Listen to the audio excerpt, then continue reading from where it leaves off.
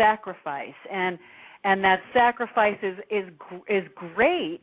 However, you have to really self-love first. And in saying that, we're going to bring on a good friend of yours on the show who is quite inspirational to the title of your book, Fried.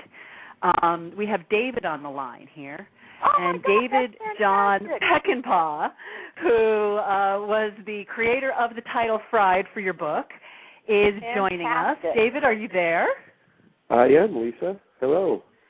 Hi, Hello, welcome. Hi, honey. How are you? I am well.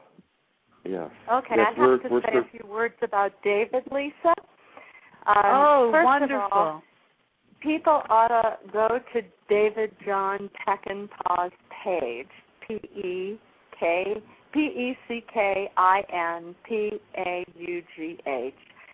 because he's a very, very popular blogger. He says things like they are. He's witty. He's wise. He's absolutely the best. And what happened, he was always saying wonderful things when we were having the conversations about burnout. But then I said, hey, we need a title.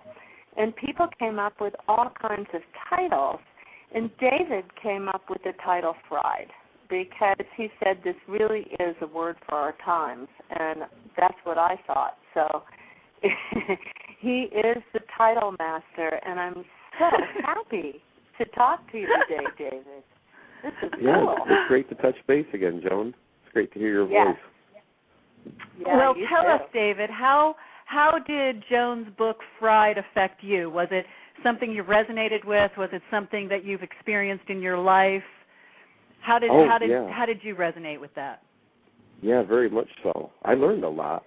I always do from Joan. I've been learning a lot from Joan for 20, 25 years. I mean, she's amazing, and that's what I love about Joan's work is she always incorporates science and the latest research on mind-body medicine and understanding of how things like stress and then burnout now affects us.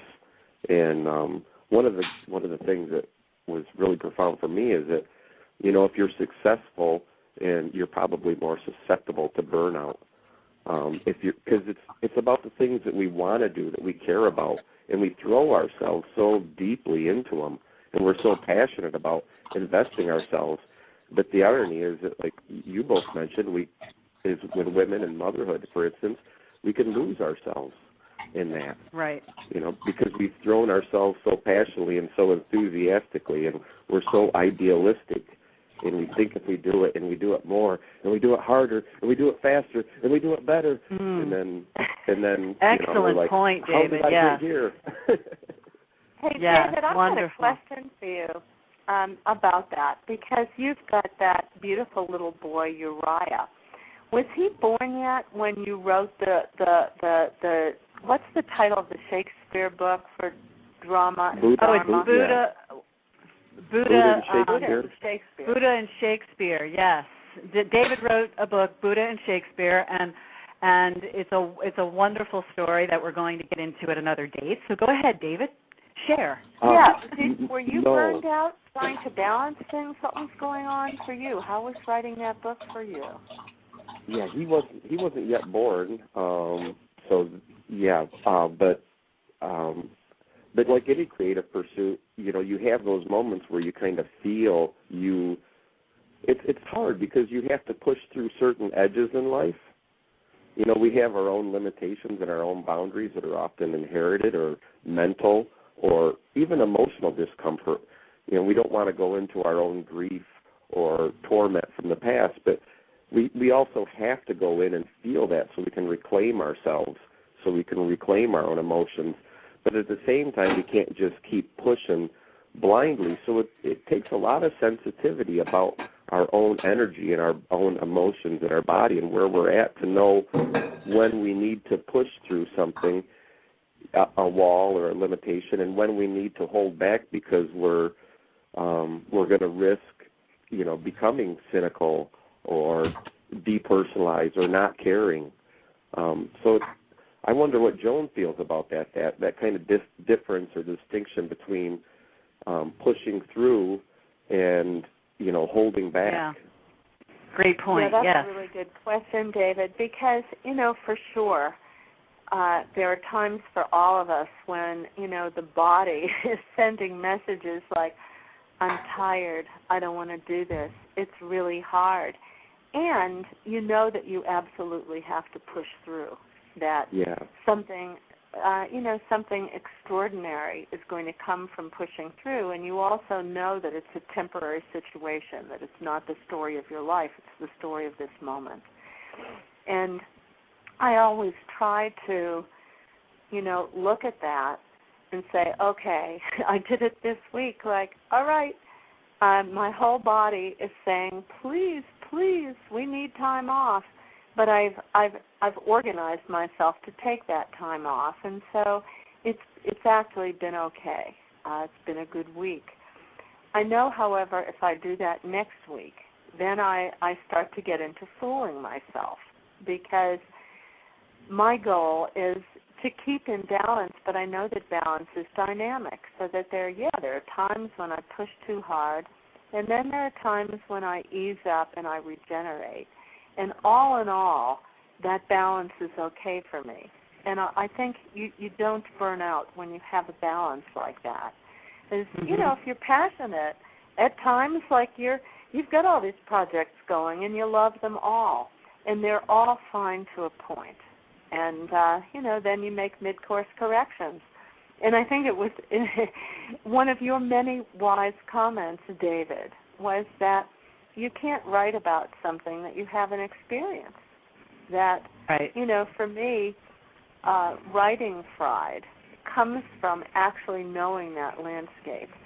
And that's what we have to know. We have to know our own bodies. We have to know, okay, I've been here before. My body is telling me I can only sustain this for so long. And it's when we don't listen to our body and understand our own patterns, I think, at least for me, that's when it all gets out of hand. Sure. It's about awareness, yeah. And that takes a different form with different people, too, because some people, are very tuned into their body, and they know when the subtleties come in that they're being thrown off. And other times, people can really be in denial in regard to their bodies and don't really listen to it. Are there some pointers we can have, or that there's an awareness in regard to, tapping into that part of ourselves a little bit more, like when the body starts to shut down before the body actually starts to shut down? I mean, it's more in the thought processing, wouldn't you say? Well, it's like where it begins. First of all, I think sometimes stuff goes on an unconscious level, and we so much of what goes on for us is unconscious that we really can't identify it. And the first place we notice it really is in our body.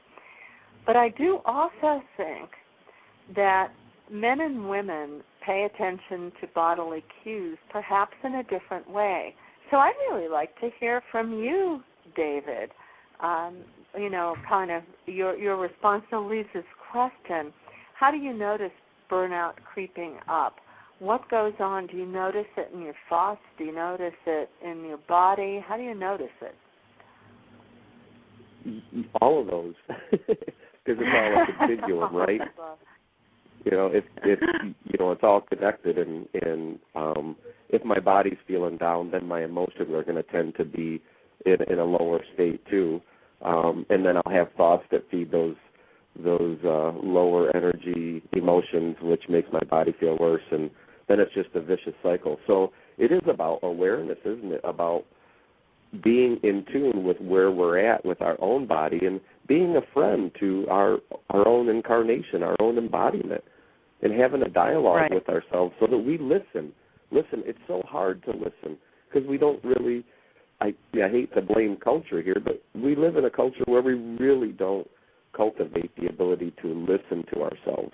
We're always taking direction from it. When we're kids, we're following somebody else's direction, some guidance. We get a job, we go to school, we're following. So we're constantly listening to other people but ourselves.